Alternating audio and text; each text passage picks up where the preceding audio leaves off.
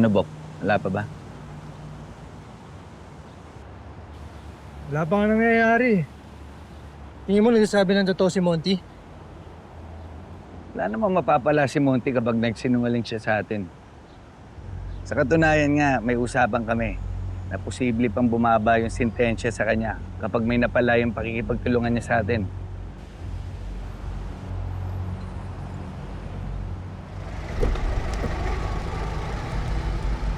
Bok, Bok.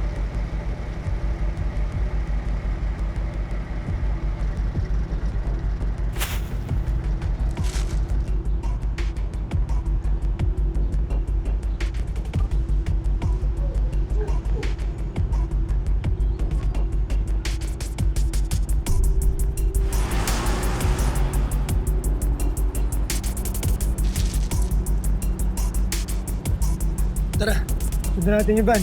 Tara.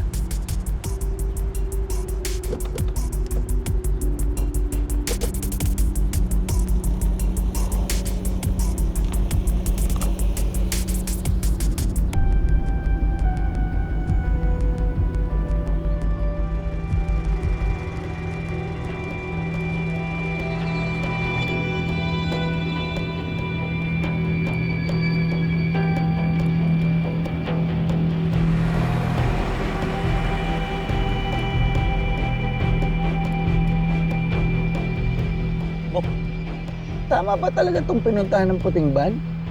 Ha? Dito talaga sa Calabarzon State University? Ang ibig sabihin yan, nandyan talaga yung source.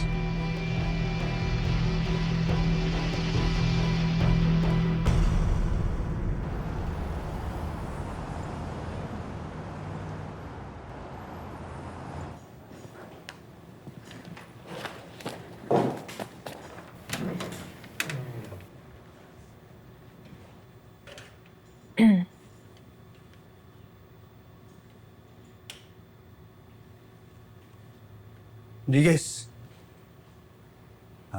Pwede ba tayo mag-usap? Pasensya na, sir. Marami akong gagawin. Yun tungkol nga pala. Okay na yun, sir. Wala nang problema doon. Marami akong ginagawa, sir. Pasensya na.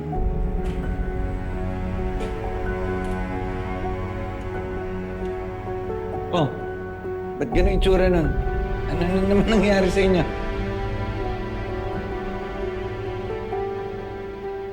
Onde, Lucia.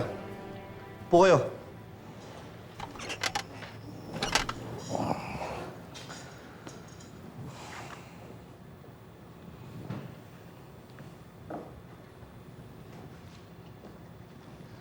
So tingin nyo, ano magandang discard natin dyan? Kung ako lang, sir, palagay ko, hindi natin pwedeng imbestigahan yung university ng harapan. Dahil kapag nakatunog yan, siguradong maglalaylo yan. Ang best na gawin natin dyan, maglagay tayo ng undercover. Sakto. Matagal ko ng pangarap maging professor. Pero inyo, Professor Garcia, GMRC. Pero, Bok, palagay ko, mas maganda kung ilalagay natin yung undercover bilang estudyante. Dahil sigurado nandun yung bentahan eh. Tama si Conde. Pero ang mga itsura yun yan, walang maniniwalang estudyante kayo. Kailangan makahanap tayo ng bagong muka na pwedeng magpanggap bilang estudyante. Sige po, Chief, maghahanap ako. Sige, you're dismissed. Chip! Ba't pa tayo maghahanap? Ba't pa tayo maghahanap? Ako, napagkakamalan nga akong 14 years old. Doon sa karinderya na Ali Kunpe.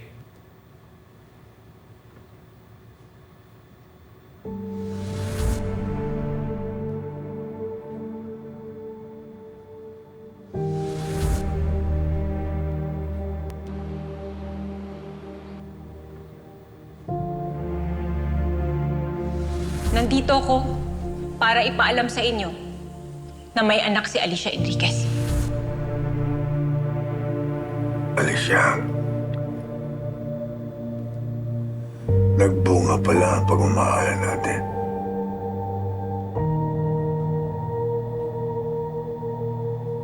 Anak ko si Bobby. Hoy, ang aga-aga nag-chismis. Akin na satis mo. Ano ba yung akin ko? Kapal mo, pangit! Pangit. Sabi ka, di kita marinig. Ha, pre, kamusta na? Ano to? Bokay mga kausap natin politiko. Puro ebas. Walang nangyari. Tignan mo, nung nanalo, wala na. Kaya nga natin sinuportahan yung mga politiko na yan dahil may pinangako sa atin eh. Tapos ngayon, nanalo. Dahil pinapasin, buwiset! Wala na. Buwiset! Dumtahin. Paano kaya, pre, kung ano? Diskarte ulit tayo. All sa cellphone. Para ano, wala tayong pera. Sakto pare. May ganap sa plaza mamaya oh. Tara! Ano, Vince? O tara, Vince, sama ka! Ay, tara! Yan. Oy, tigilan mo yan. Bakit? Pare, usapan natin magbabagong buhay na tayo, di ba? Kahit ngayon na wala tayong pera. Oh. Pare, lumaban na tayo ng patas. Hindi porkit mukha kayong kriminal eh, gagawa na kayo ng masama. Vince, masakit ka na magsalita. Masama na nga mukha namin. Masama pa loob namin sa O, ayan si Boss Tonyo. Ang biyaya, dumarating yan. Kahit hindi ka mag-pray, darating yan talaga. Bossy! Ano yung kailangan nyo? Walang masakit. O nga pala, Vince. May papatrabaho ako sa'yo. Baka pwede mo ako punta mamaya. Ano ba yun, boss? Ba't si Vince lang? Bakit si Vince lang? Di ba gusto yung mandukot ulit? Subukan ninyo. Narinig pala kayo eh. Punta mo ako mamaya. Sige, boss. Uy, balatuhan mo kami dyan ha. Uy, balatuhan Marami na ako bibigyan sa si inyo Boss eh. Tonyo, ah. Sige, mang-dekwat na kayo dyan. Saan lang Sasakin ko yan. Saan lang yung cellphone mo na lang? Wala ka naman load eh. Oo la. Ang sabi ni Mayor, si nanay lang daw yung basta na lang hindi nagpakita. Handa naman daw siyang iwan yung buong pamilya niya para kay nanay. At naniwala ka naman doon. Opo la. Parang nagsasabi naman siya ng totoo. Pakiramdam ko, si nanay talaga yung umiwas para hindi niya magulo yung pamilya ni Mayor. Ano ngayon ang gagawin mo? Ngayon nakilala mo na yung tatay mo. Hindi ko po alam la. Hindi ko nga po alam kung anong mararamdaman ko eh. Basta ang importante, Lola, nasabi mo na yung totoo.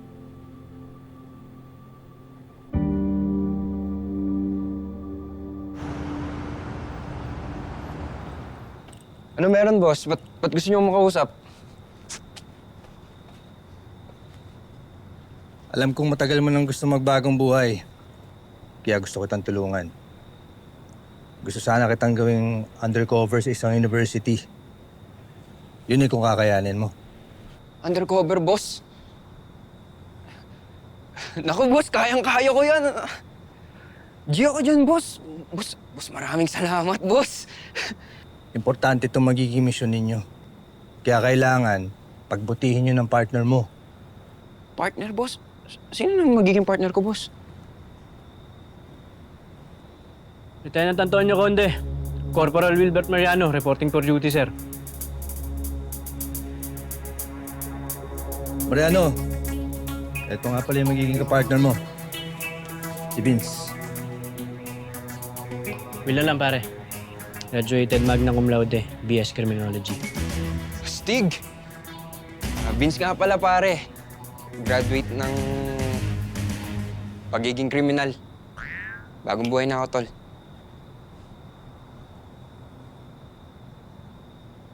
Ito nga pala, aralin ninyo yung mga identities ninyo. Isa puso ninyo. Para paniwalaan kayo ng mga tao, kailangan kayo muna ang unang maniwala. Naku, boss. Kayang-kaya to. Alam mo ba, plano ko mag-audition sa Starstruck dati. Kaso, busy lang ako, boss eh. Kaya, sisiw sa akin to, boss. Ako ba? Pre, pwede ba seryosohin natin tong assignment natin? Bakit? Mukha ba hindi seryoso? Oo. Hindi biro itong papasukin natin, ha? Kaya kung di ka magseseryoso, papalit ka na lang. Maangas pala to eh. Pwede ba tigilan nyo yan? Yan ang una nyo kailangan matutunan.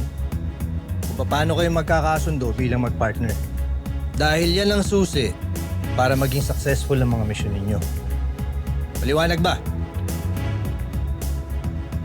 Yes, sir. Oo, boss. Kaya po.